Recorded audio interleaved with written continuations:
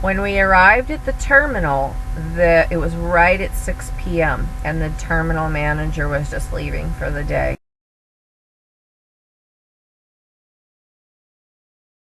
I said, I got to get off the truck from this guy. And I told him what was going on. And he said, here, call this number. And it's called IRC. Somebody will get you a motel room and get you off the truck. Why didn't they give me that in orientation? That's one of the biggest things I've talked about in my story. Some of these carriers, they say, we have a policy in place. But why don't they tell you before something happens? If they do. And I'll go into that more later.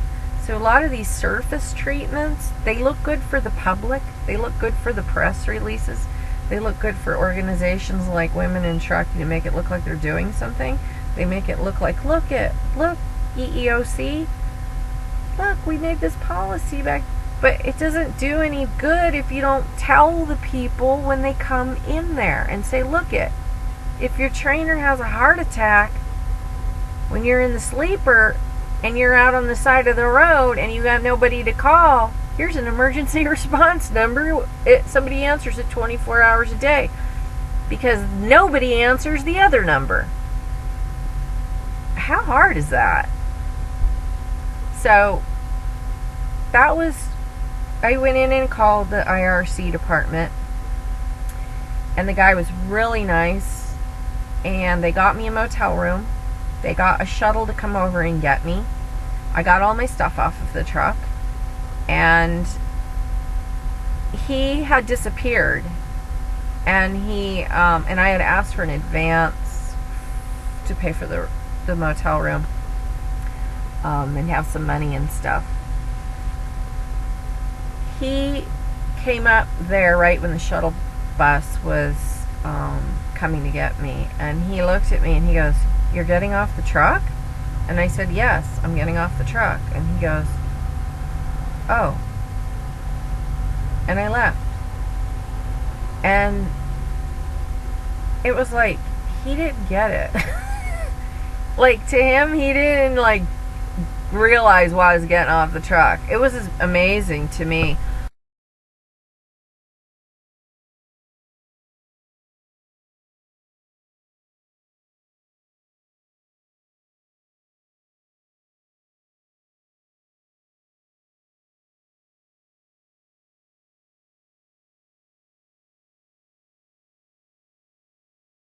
I talked to the IRC department. I told them everything that was going on. They were very nice, and they put me in the motel room. But the problem is, when they do this to you, then on Monday, now this is a week, it seems like the stuff always happens on the weekends when nobody's around. So the IRC department takes care of it like professionals. And then come Monday, when the team coordinator's in there and the dispatchers are in, it's like a three-ring circus again, you know, like nobody knows what the hell's going on here, there, anywhere, and nobody gives a shit either.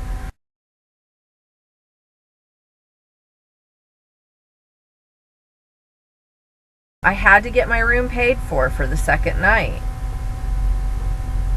I was having nightmares. I was having rage. I was having all of these feelings coming up in me from being pushed that close to getting in a violent confrontation.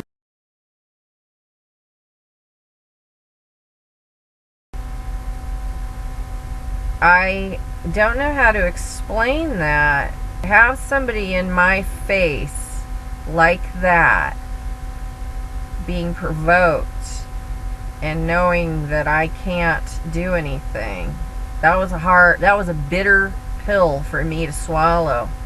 If you have been following my story on Twitter and you know who the trolls are, you'll know that these same trolls twisted my rape story that happened to me 20 years ago to get other truckers to attack me.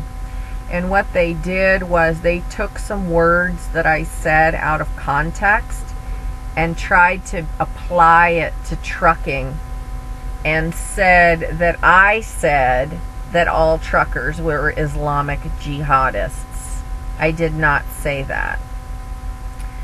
This is where it starts getting really complicated.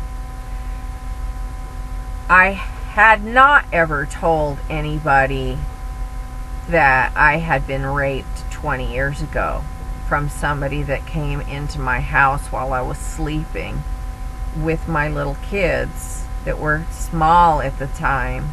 They were 4 and 6, around that age. And he woke me up with a knife to my face and actually woke my daughter up first and made her wake me up with the knife. So the knife was between my face, his face, and her face, this close together in my bed in my house. If you've ever had somebody wake you up in the privacy of your own home, in your own bed, and realize you're not safe anywhere, ever, at any time, no matter how big your gun is, it changes your life.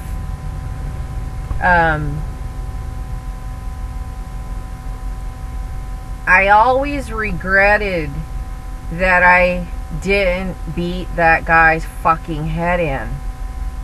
But I couldn't do that because my kids were so tiny. They wouldn't know what was going on. And I had a girlfriend whose mother had been stabbed to death by her boyfriend when she was little. And her life has been very affected by seeing that. I know how to fight. This guy was smaller than me, and he would have been maimed in a big way if my kids weren't there, but I couldn't do anything. And it's like one of those things that ate at me for years and years, because I wanted to beat his fucking head in so fucking bad. And when I worked in the bar business, I worked with some of the bouncers and even all the staff, and they'd say, hey, if a guy just went flying out the door, you know Desiree's working. Okay, so I'm not some baby, you know. If somebody is threatening my life and somebody's gonna hurt me, I'm gonna hurt them. I don't pick fights with people, but I do finish them. Now I do it with words. This guy pushed buttons with me in that truck that set something off in me that I had not dealt with in many years, because it was very far in my background. But he made me start having these nightmares again, reliving that feeling of why didn't I do this, why didn't I do that. But always for the rape thing, it always came back to, because my kids were so little. They were too little. They wouldn't know. Run, call 911. They were too little to know. And so this guy, he didn't even realize how much he had kind of scratched the surface of this thing. And Um,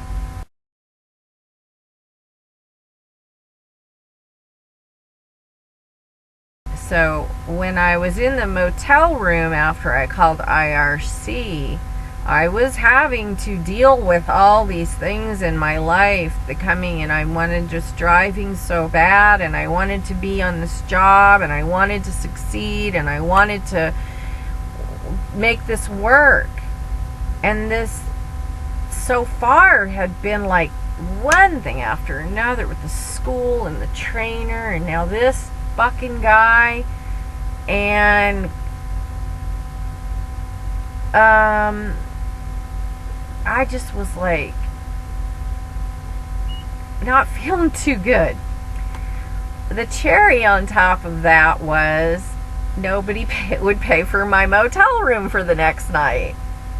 And the motel kicked me out of the motel room and made me come and sit in the lobby with all my stuff. So if you can imagine being like in the throes of your depression, reevaluating everything in your life, and then this fucking bitch wants me to come and sit in the lobby because my company won't pay the room.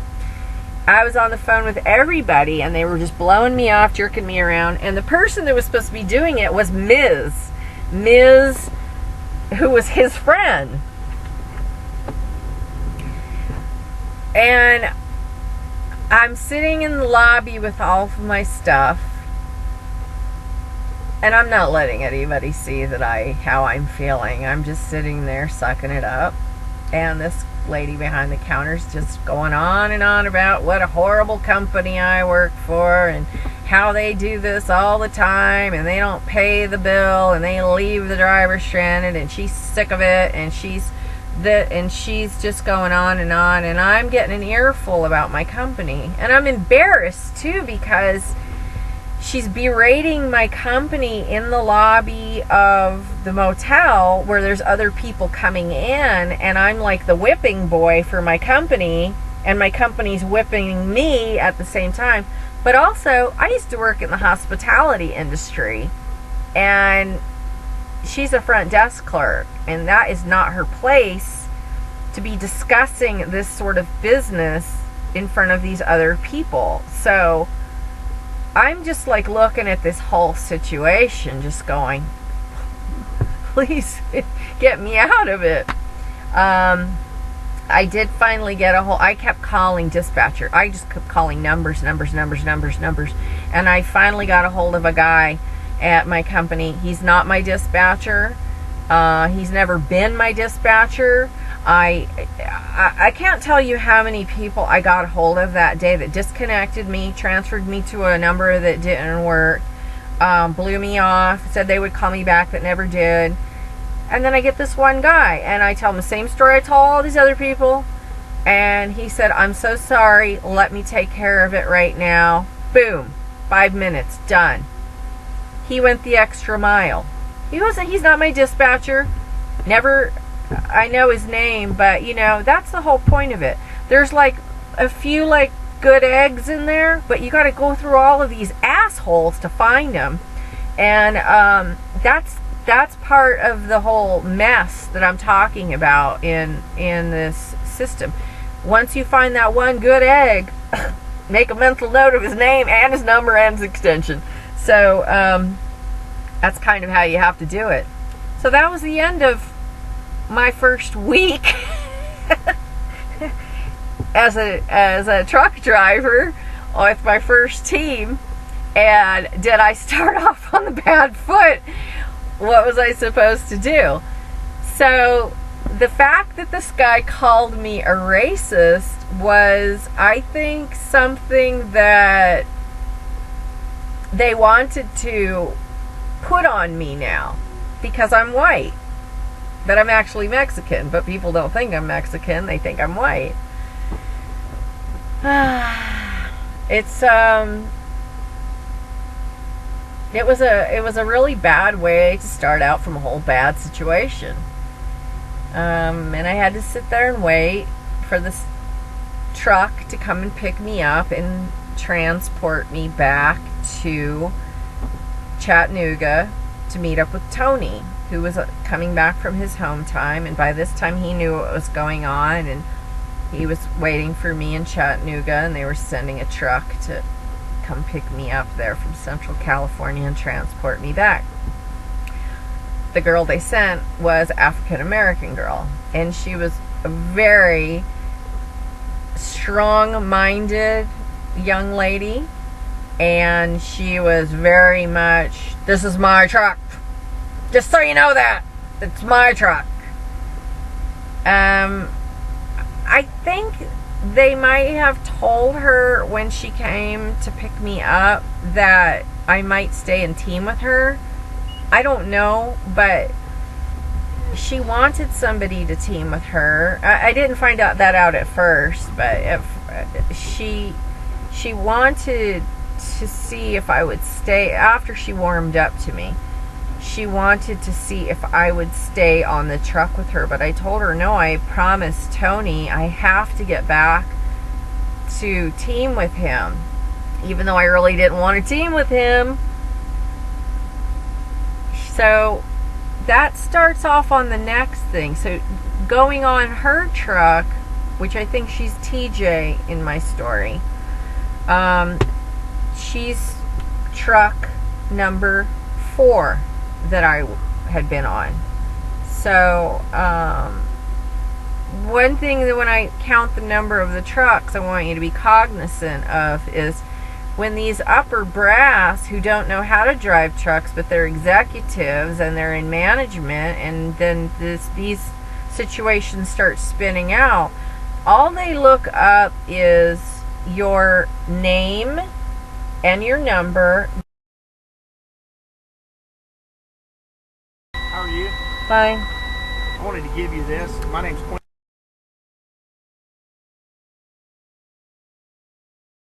And I own a trucking company called didnt. We are currently looking for drivers. Okay. We're based out of Harrison. If you wanted to check into our opportunity, I'd love to talk to you sometime. Okay. That's actually my brother's card. I'm just the place over in Harrison. All right. Thank All you. right, thank you. Appreciate it. You bet. Have a great day. You too. Bye.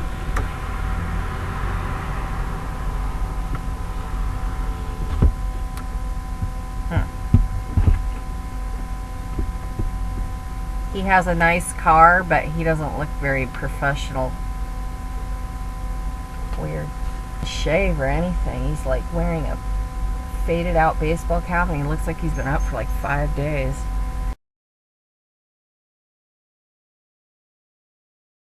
What I was going back and I was saying is that the thing that you need to pay attention to, and I'm saying which truck it is.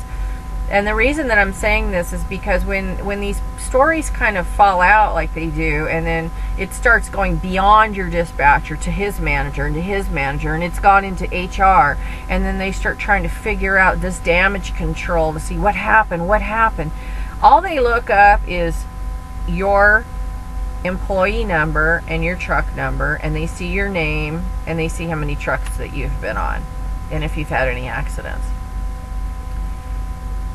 Here I'm a girl, so you're already guilty until you're guilty until proven innocent if you're a girl entering trucking. Period. End of story. Okay, because so many girls come out here and they just don't do the right thing, or they just and that's why I'm doing this, so you know.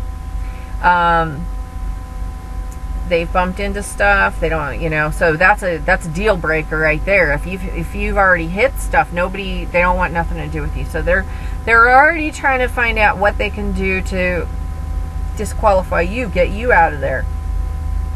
So they're looking at me now.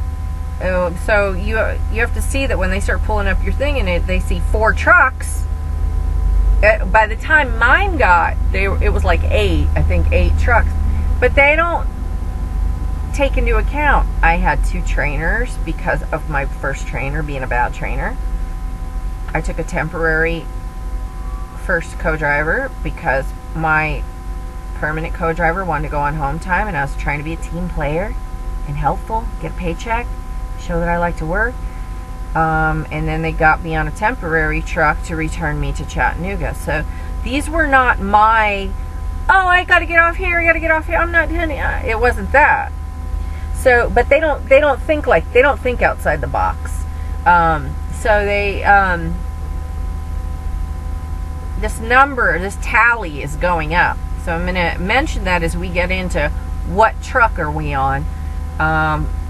We're going to go into the next segment of the story where I was on truck number 4 with TJ, going back to Chattanooga to meet up with Tony, and